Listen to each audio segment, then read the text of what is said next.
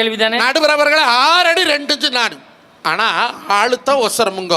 மனசு குழந்த மாதிரி நடுவர். ஆமாப்பா. வாயில விரல வச்சா எனக்கு அடிக்க தெரியாதுங்க. வாங்கின கடனை கொடுக்க தெரியாதுங்க. நல்ல போல அப்படி ஒரு அப்பாவிங்க நான் நடுவர் அவர்களே. ஒரு நாள் கோழி குழம்பு வச்சிருந்தா செல்வா. சரி.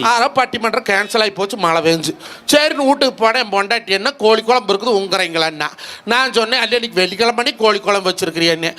தென்னம்புரோட்டை விழுந்து கோழி சேர்த்து போச்சு, வெளியில் ஓட்டு போறதுக்கு மனசு இல்லை, அதை நீங்கள் வந்திருக்கிறீங்க ஆக்கி போட்டோம்னா. ஏன்னா குடியான வீட்டில் அதுதானே செத்த கோழி சொத்த கத்திரிக்காய் எங்களை இழுத்துட்டு கிடந்த ஆடு அதைத்தான் போட்டு ஆக்குறது.